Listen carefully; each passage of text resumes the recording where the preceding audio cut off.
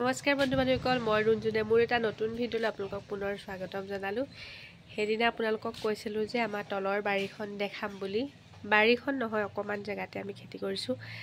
গতিকে আহক কেনেকৈ কৰিছোঁ আৰু কি কিনো আছে সেয়া দেখাই দিওঁ অকণমানকৈ। এয়া দেখিছে, বাৰী বুলি ক'বলৈ নাই, অকণমান মাটি এনেকৈ। এয়া দেখিছে ন, ছাইডত এনেকৈ এয়া দেউতাই পিঁয়াজ ৰুই থৈছে। পিঁয়াজৰ পাত বহুতখিনি খালোঁ, এইকেইজোপা আছেগৈ। আৰু এয়া ধনিয়াখিনি মায়ে উঘালি দিছে আৰু বহুতখিনিও ধনিয়া ওপৰতো আছে। আৰু এইফালে দেখিছে ন, পালেং বহুত ডাঙৰ ডাঙৰ হৈ আছে আৰু একদম ফ্ৰেছ। আৰু এইডোখৰতে ধুনীয়াকৈ ৰ'দবোৰ পৰে কাৰণে ওপৰত অকণমান কাপোৰ মেলি থৈ দিছোঁ। আৰু দেখিছে ন, ৰ'দটো পৰে। এইফালে দেখিছে নহয়, এইকেইজোপা বিলাহী প্ৰায় দেখিছে ফুলি আছে আৰু গোটেইখিনি লাগিবলৈ হৈছে। আৰু এইফালে দেখিছে নহয়, ৱালখনত কিয় জানো এনেকুৱা হয়, কিয় হয় নাজানো। আৰু বহুতে কয় পানীৰ কাৰণেও হয়, ৱালৰ এনেকৈ কালাৰবোৰ উঠি যায়। এই ছাইডত দেখিছে এজোপা বেঙেনা, আৰু বেঙেনাজোপাটো কি পোকে খাইছে নে কি এনে নাজানো।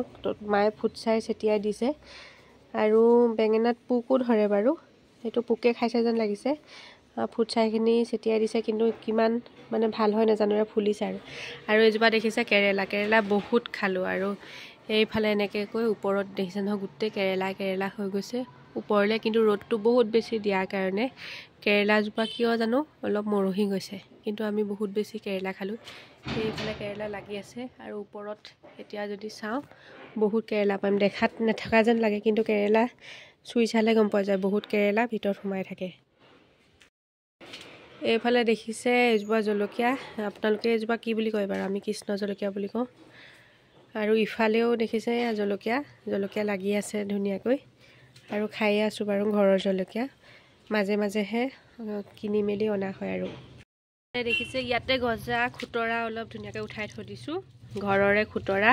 আপুনি যদি এইখিনি বজাৰৰ পৰা আনিব যায় 20 টকামান ল'ব, কিন্তু বজাৰৰ ক'ৰ পৰা বুটলে বা কি সেইটো চিন্তা লাগে নহয় জানো, বুটলি খাবলৈ বা কিনি আনি খাবলৈ। সেইকাৰণে ঘৰৰে এইখিনি খুতৰা খায়ো টেষ্ট লাগিব। এটা আলু দি দিম।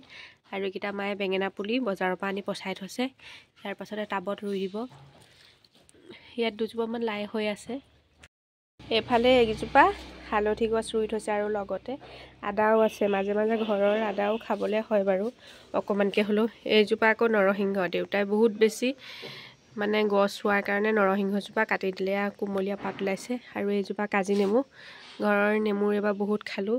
নাই যদিও এনেকৈ টুকটাককৈ ঘৰৰে খেতি বুলি খাবলৈ হৈ থাকে। আৰু গতিকে ভিডিঅ'টো আজিলৈ ইমানেই। এইখিনিয়ে খেতি নহয় বাৰু, লোকে যেনেকৈ কৰে আমি তেনেকৈ কৰিব পৰা নাই, যিহেতু মাটিও কম। যেনেকৈ পাৰিছোঁ আৰু তেনেকৈ।